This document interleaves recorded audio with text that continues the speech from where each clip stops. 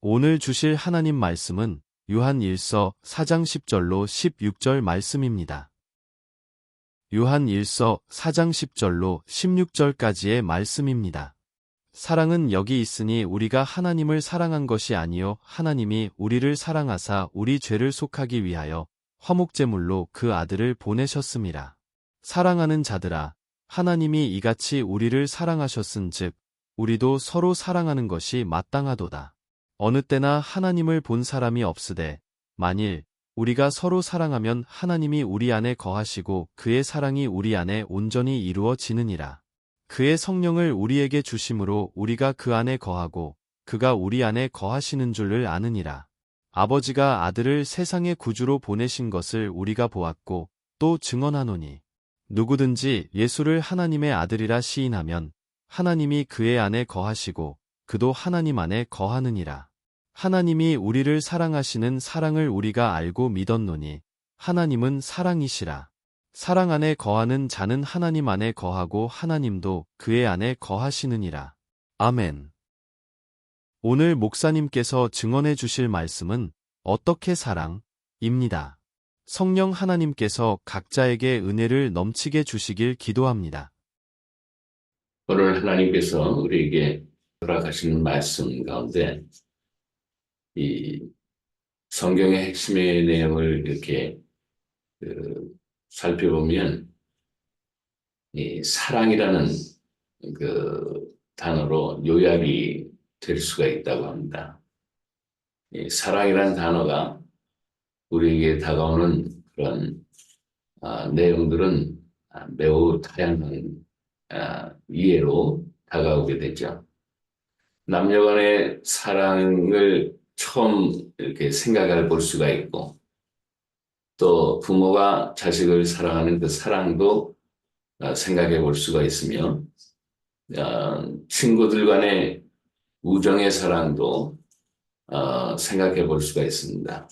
도대체 어떤 사랑을 성경이 우리에게 이야기하고 싶어 하시는가?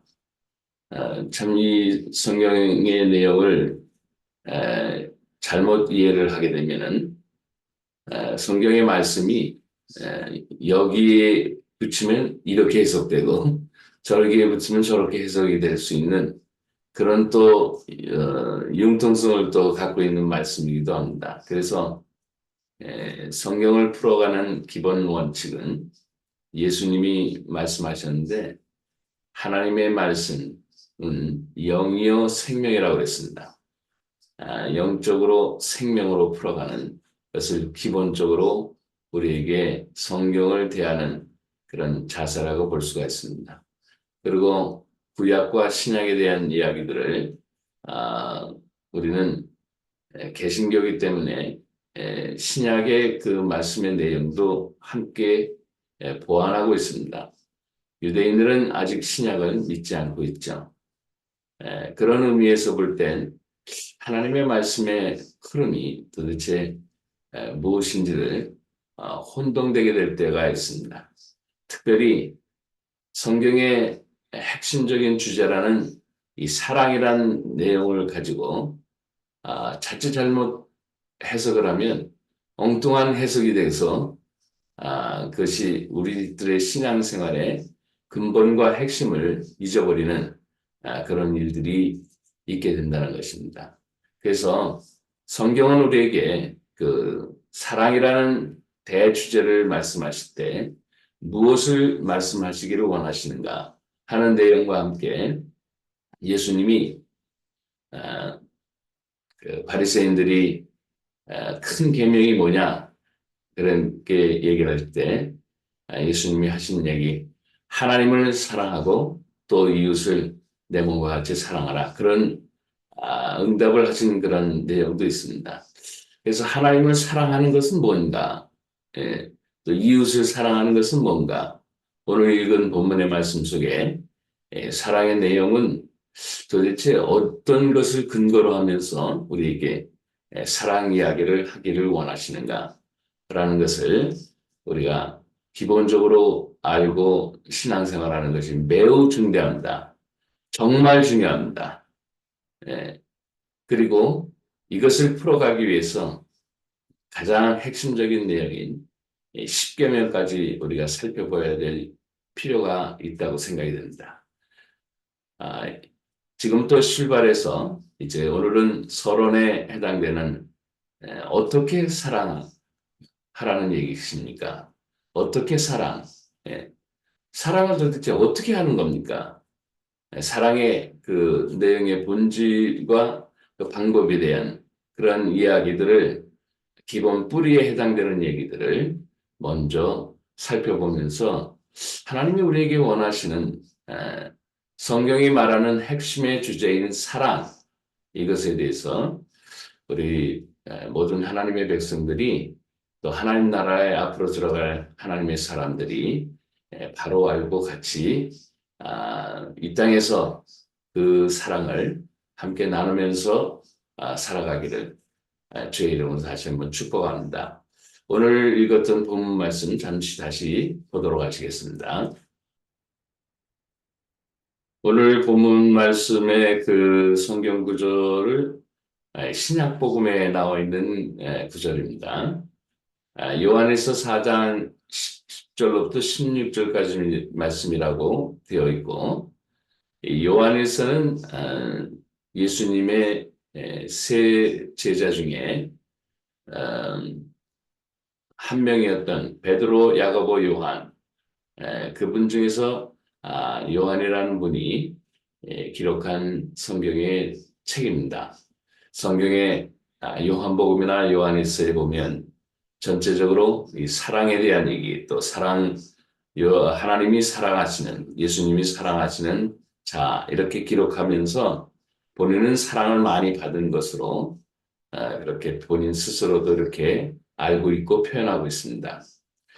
여기에 보면, 이 본문 말씀에 보면 사랑은 여기 있다, 그렇게 얘기를 하고, 하나님을 우리가 사랑한 것이 아니고 하나님이 우리를 사랑하사, 그렇게 얘기했어요.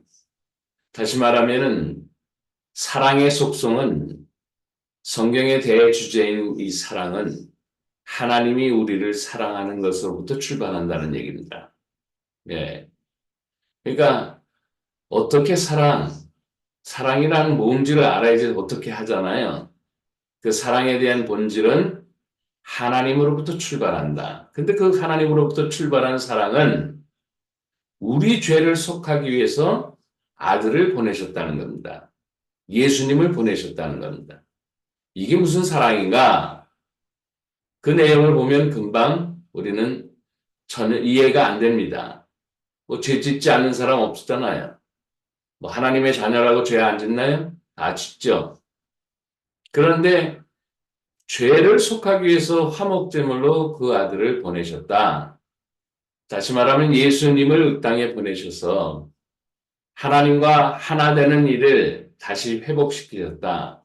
그런 얘기입니다. 예. 그게 하나님이 우리를 사랑하는 사랑의 본질입니다. 이해가 조금 안 되실 거예요. 왜냐하면 하나님은 질서와 법을 갖고 계신 분이기 때문에 악하고 하나님을 대적하는 그 무리들은 심판이라는 걸 하십니다. 그럼 심판을 하게 되면 심판에서 하나님을 대적하고 하나님을 멀리 갔던 그런 자들은 불과 유황으로 타는 지옥계로 떨어지면서 둘째 사망에 떨어지게 됩니다. 그러면 하나님이 이 땅에서 우리를 바라보실 때 안타까워서 그 아들 예수님을 보내셨다고 그렇게 얘기를 하는데, 다시 하나님의 백성들을 하나님께로 돌이키게 해서 하나님 백성 되게 하는 그런 가장 중요한 일을 하셨던 예수님을 이 땅에 보내셨다는 것입니다. 그 예수님은 하나님의 본체라고 또 성경은 기록하고 있습니다. 그 하나님을 본 사람은 없죠. 그렇지만은 이 하나님의 사랑을 우리가 함께 받고 이해하고 믿게 되면은 우리가 하나님이 우리와 함께 하시는 것을 또 알게 되고, 우리가 하나님을 믿는 이 믿음 안에서 성령의 체험을 하게 된다는 것. 성경을 마음껏 또 주시기 때문에 우리는 예수 그리스도 안에서 하나님 안에서 하나님과 동행하는 그런 삶이 시작이 된다는 것입니다. 그러면 불과 유황으로 타는 그 못에서 벗어날 수 있는 유일한 길은 뭐냐? 예수님이 우리의 죄를 위해서 이 땅에 오셔서 십자가에 못 박히시고 돌아가신 후에 3일 만에 부활하시고 우리를 구원하는 구원의 구세주로서 이 땅에 우리에게 확신시켜 주신 모든 일정들을 우리는 하나님의 사랑으로서 받아들여야 된다는 것입니다. 그러면 불과 유황으로 타는 그 지옥의 형벌을 우리 인생 가운데서 제하게 되는 것이죠. 이 부분은 인간이 수행하거나 또 선행을 하면서 그래서 들어갈 수 있거나 해결할 수 있는 부분이 아니라는 겁니다. 그렇기 때문에 하나님이 직접 그 문제를 해결해 주신 것. 그것이 하나님이 우리를 사랑하시는 방법이었다는 것입니다. 그러니까 사랑은 어떻게 우리를 구원하시는 것. 하나님의 백성들을 다시 회복시키시는 것. 이게 하나님의 사랑입니다. 어떻게 하나님이 우리를 사랑하셨나? 하나님 본체이신 예수님이 이 땅에 오셔서 죄 때문에 우리가 죽어야 되죠. 지금도 육신적으로 죽어야 됩니다. 원래는 죽지 않는 존재였었어요.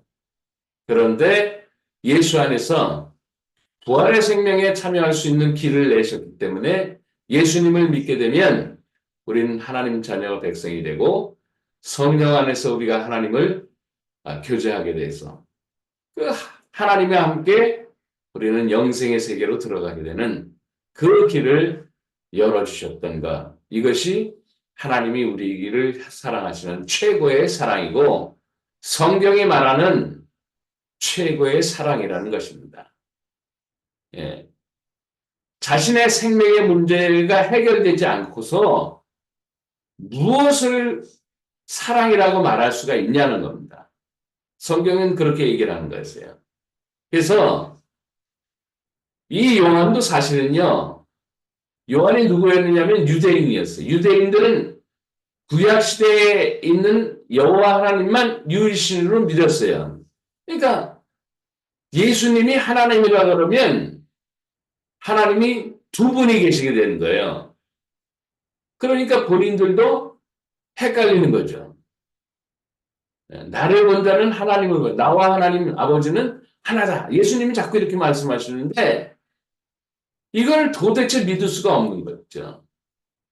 그래서 14절 말씀에 보면 훗날 성령 하나님이 사도 요한이나 제자들에게 오셔서 말씀하셨던 모든 것들을 확인시켜 주시면서 믿음 주시고 그 믿음 안에서 하나님의 사랑을 다시 한번 느끼게 되니까 본인들이 경험했었던 그 예수님을 다시 알게 됐다는 거예요. 그래서 우리가 보았고 증언하노니 또 증언이 나타나죠. 본인이 체험한 거예요. 경험한 거예요. 본 거예요. 실질적으로 이 사도 요한은 봤죠. 3년 6개월 따라다니면서. 그래서 하나님의 아들 이신 예수님에 대해서 증언을 했고 그 하나님이 바로 예수님과 함께 있어서 그도 우리와 함께하는 우리가 예수님을 믿게 되면 예수님이 하나님을 우리 안에 보내주셔서 성령 하나님으로 보내주셔서 같이 하나님과 함께 동고동락하는 그러한 삶으로 회복시켜 주신 것. 이게 사랑이라는 것입니다. 생명의 문제를 해결한 거죠.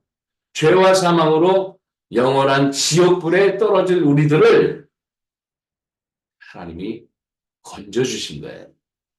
이게 하나님이 우리를 사랑하시는 최고의 사랑이십니다. 이거보다 더 큰 게 어디 있겠어요? 예?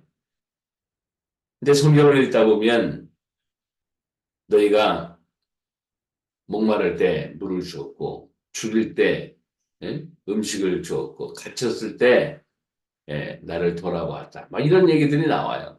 그럼 그 말씀 하나를 이렇게 보면서 잘못 해석하면 영적으로 해석을 안 하고 그걸 육적으로 해석을 하면 물론 그런 일들을 우리가 할 수 있어요. 이제 나중에 또 다 자세하게 설명을 하게 되겠지만은 본질인 하나님의 사랑 전달 없이 그것만 하는 게 그건 사랑이 아니죠. 그냥 구제 활동 정도예요. 네. 거기서 말하는 줄였을 때, 예, 목말랐을 때, 갇혔을 때 이런 것은 다 영적으로 우리가 하나님 없이 살아가는 갈증의 세월, 굶주림의 세월, 원수마귀에 갇혀있는 그런 세월을 돌아봐서 예수 그리스도를 통한 하나님의 사랑을 얻게 되면 여기에서 다 해방돼요. 예, 그렇기 때문에 그 사랑을 말하는 것이었다는 거죠. 오늘부터 시작해서 하나님의 사랑과 또 우리가 하나님을 사랑하는 것과 이런 것들이 어떻게 우리들의 삶의 본질이며 또 뿌리며 우리의 삶을 얼마나 힘있게 만드는지 한번 같이 나눠봤으면 좋겠습니다. 항상 기본은 흔들리지 말아야 돼요. 특별히 요즘 같은 예수 믿는 사람들을 손가락질할 때 이 기본이 흔들리면 그냥 종교의 하나로 생각해서 아 그래 뭐가 잘못된 거야 그러면서 떠나갈 수가 있어요. 절대로 그래서는 안 됩니다. 나의 생명에 관계된 거예요. 그리고 하나님의 본질인 하나님의 사랑이 나에게 임한 것과 관계된 거예요. 이것을 끝까지 세상이 우리를 어떻게 비판하든 또 우리가 세상 가운데 세상이 원하는 것을 다 못할지언정 하나님이 말하시는 그것만은 꼭 붙잡고 있어야 돼요.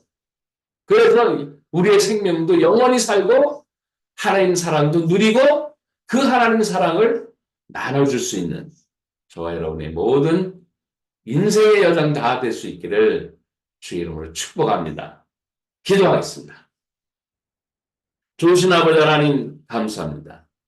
하나님은 우리 이 땅에 죽어가려는 많은 영혼들을 위해서 십자가에 못 박혀 돌아가시고 3일 만에 부활하신 예수님을 이 땅에 보내주시며 영원히 죽일 수밖에 없는 저희들의 생명을 영원히 살리신 그 하나님의 극진하신 사랑하심을 다시 한번 깨닫고 우리가 하나님 앞에 감사 영광 찬송 드릴 수 있는 믿음의 하나님의 백성들 다 될 수 있기를 간절히 소원하며 우리 주님 예수님의 이름으로 기도합니다. 아멘.